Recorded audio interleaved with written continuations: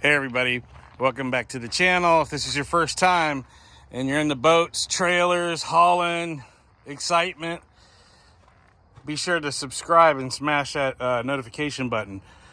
Today we're looking at this high-tech marine trailer. This is on a beautiful 28-foot Scout. You can't see it because it's all wrapped. It's a gorgeous boat.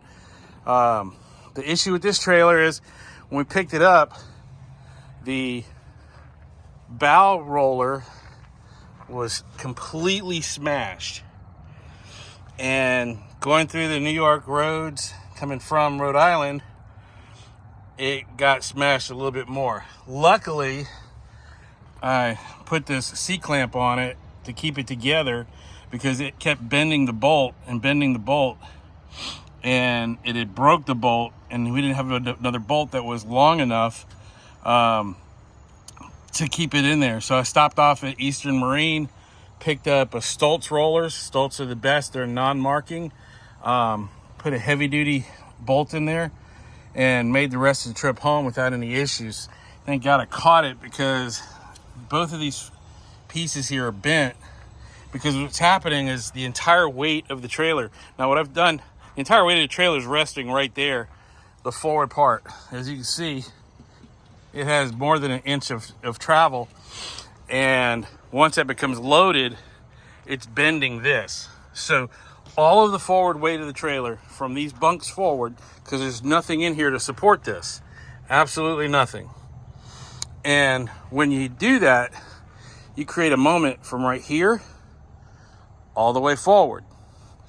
So if your trailer's not adjusted correctly and these bunks aren't fully supporting the weight of the boat forward of the axle, the main bunks there, if these bunks really aren't holding and supporting the boat properly, then the trailer has no other course of action other than bend and make itself meet to the boat, which I see a lot of times. If you look at boat trailers going on the road, you'll see a lot of them start bending here, and that's just so the boat can meet. A lot of times the boat doesn't move further forward because of the way it's situated in the rear. So what happens is the trailer comes up to meet the boat. And what that's done here is, this is just some weak galvanized steel, and it's bent over quite a bit. So what the plan is to add a couple cross members right here like we did on the Southport 32, create a real bow roller that meets the boat, so the boat just drives straight up to it, get a winch mount and mount this back here so that the windlass, when the boat's coming down, now imagine this is at a 45-degree angle on a boat ramp. That means this is hitting right here. That's no good. Move this, say a boat ramp is anywhere from 30, 25 to 30, sometimes 40 degrees angle. That means this is straight up here. Do you follow that now? This is gonna be right here. So where's the anchor gonna go? And then you gotta lift the boat off the trailer, or you have to have your rear wheels of your truck in the salt water, in this case, just to dunk the trailer deep enough. Now this is a triple axle trailer, so in a lot of cases you'll be hanging an axle off the end of the boat ramp. Again, it's no good. There's no reason for that.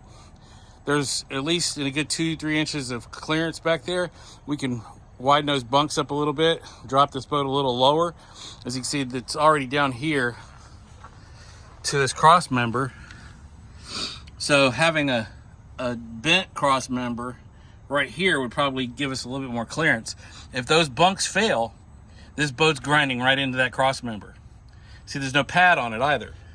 There's no pad on those either. So that's another issue.